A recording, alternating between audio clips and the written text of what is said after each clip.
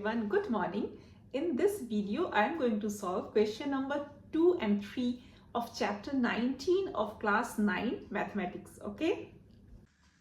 Question number 2 कहता है कि निम्न दो बिंदुओं से बनी सरल रेखाखंडों के मध्य बिंदु का स्थानांक निर्णय करें। तो देखिए क्या कहता है कि दो बिंदुएं हैं, उन दोनों बिंदुओं से एक सरल रेखाखंड जो है वो बन रहा है। तो we have to find out the coordinates of the meet point, मतलब मध्य बिंदु का, उन रेखाखंड का जो बीच का जो पॉइंट है उसको कहते हैं मध्य बिंदु। उस पॉइंट का हमको स्थानांक या कोऑर्डिनेट्स हमको ज्ञात करना है या निकालना है। ओके, तो देखिए हम सबसे पहले ना इसको आसान करने के लिए एक चित्र बना लेंगे। तो क्वेश्चन में क्या कह रहा है कि कौन कौन सा बिंदु, नंबर 1 में है 5,4 बिंदु और 3,-4 बिंदु, इन दोनों बिंदुओं को मिलाने वाला रेखाखंड। तो हम एक चित्र बना लेंगे, एक रेखाखंड बना लेंगे, ए और बी को ऐसे स्केल से मिला देंगे। ओके, और यहाँ पे लिख देंगे 5,4 पहला बिंदु का स्थानांक और दूसरे बिंदु के स्थानांक को हम लोग लिख देंगे 3,-4। अब कहता है कि इन बिंदुओं से बने रेखाखंड के मध्य बिंदु का स्थानांक निर्णय करें। तो इनके बीच का मतलब ऐसा बिंदु जो कि बिल्कुल बीच में हो और इस रेखाखंड को दो बराबर भागों में बांटे, ऐसा कोई बिंदु। तो हम इस मध्य बिंदु का नाम मान लीजिए P दे देते हैं। ओके, और फिर चित्र बनाने के बाद हम यहाँ पे लिखना शुरू करते हैं कि let P is the mid point of the line segment AB।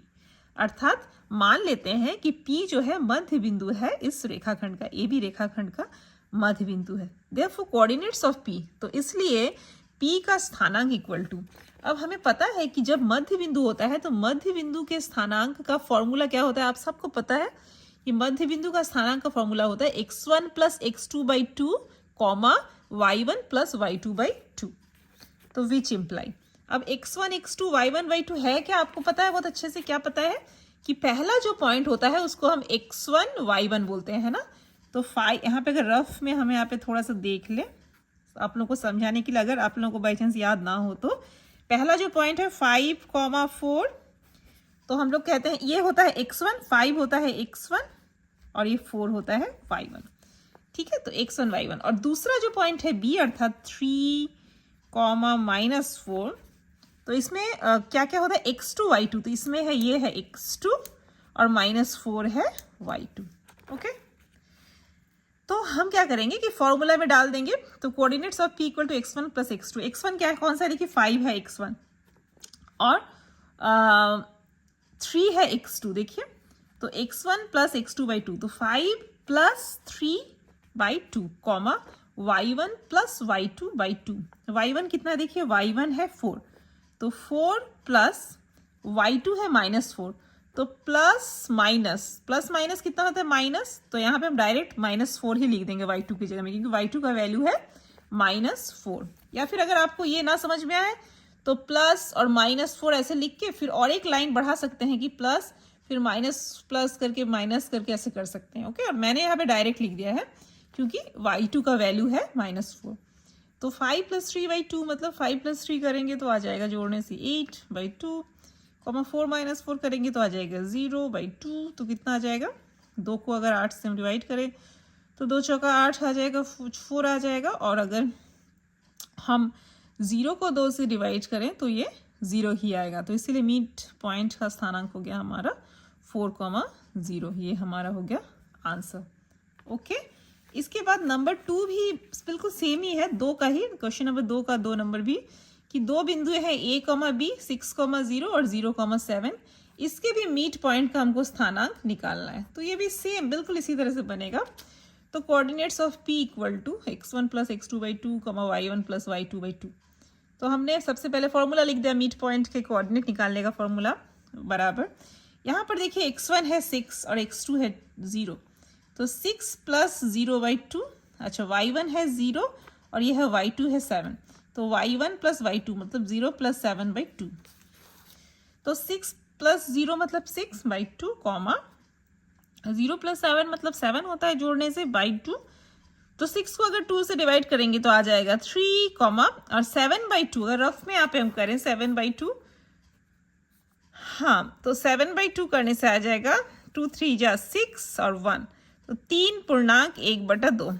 तो इसलिए 3, 3.1/2 ये हमारा आ गया क्या मिड पॉइंट का स्थानांक। तो ये हो गया हमारा 2 नंबर का आंसर। इसके बाद है हम जाते हैं क्वेश्चन नंबर 3 में। तो क्वेश्चन नंबर 3 देखिए क्या कहता है। क्वेश्चन नंबर 3 को थोड़ा सा पढ़ ले पहले कि क्वेश्चन क्या कहता है। देखिए 1,3 बिंदु 4,6 और 3,5 दो बिंदुओं से बने रेखाखंड को किस अनुपात में विभाजित करता है, ज्ञात करके लिखें।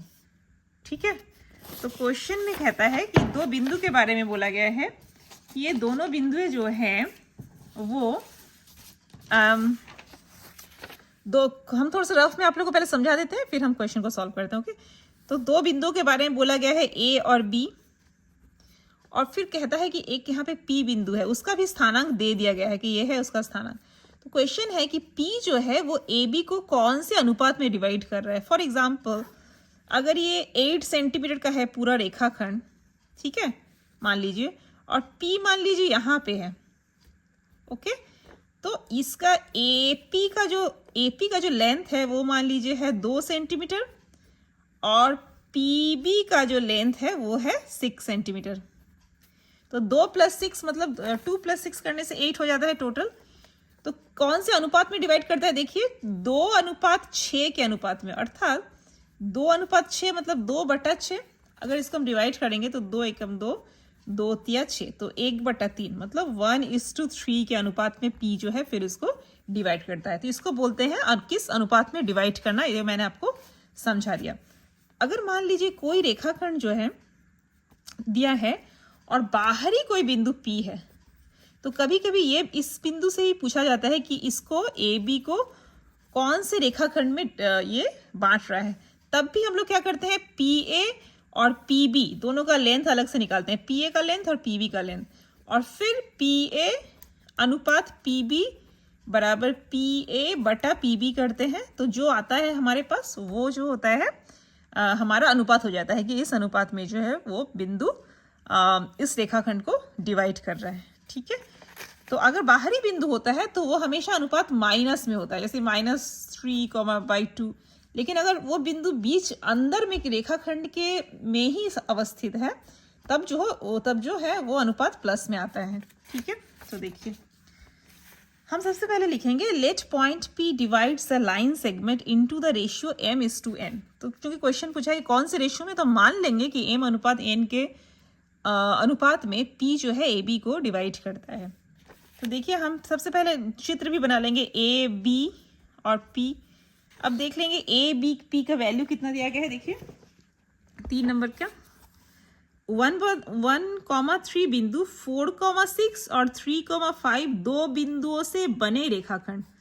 तो इन दोनों से बना जो रेखाखंड है 4,6 और 3,5, तो हम लिख लेंगे 4,6 और 3,5। ठीक है, और इसका स्थानांक कितना बोला है 1,3। तो बोल रहे हैं कि 1,3 बिंदु जो है ये 4,6 बिंदु और 3,5 बिंदु से बना जो रेखाखंड है उसको कौन से अनुपात में डिवाइड करता है। ठीक है, तो हम मान लेंगे कि m/n के रेशियो में डिवाइड करता है। तो इसीलिए अगर हमें ये फॉर्मूला याद है, आपको याद रहना चाहिए ये फॉर्मूला, कि अगर ऐसे m/n के रेशियो में डिवाइड करें तो कोऑर्डिनेट्स ऑफ P का फॉर्मूला होता है mx2 + nx1 / m+n, my2 + ny1 बटा m+n। ठीक है, अब x1 x2 y1 y2 ठीक सिमिलरली वैसे ही है, यहाँ पे रफ में आप लिख भी सकते हैं अगर आपको कैलकुलेशन में सही थोड़ा सा इजी लगे तो, कि 4,6 जो है ये है x1 y1 ये वाला। ठीक है, और दूसरा बिंदु जो है 3,5 ये है x2 y2। ओके, ठीक है, तो हम क्या करेंगे फॉर्मूला में लिख देंगे mx2 + nx1।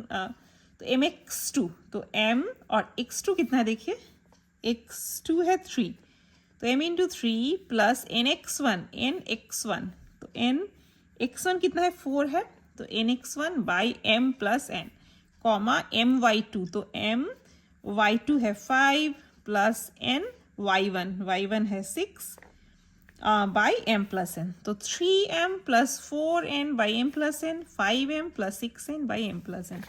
According to problem, और प्रॉब्लम कहता है कि coordinates of p equal to 1/3।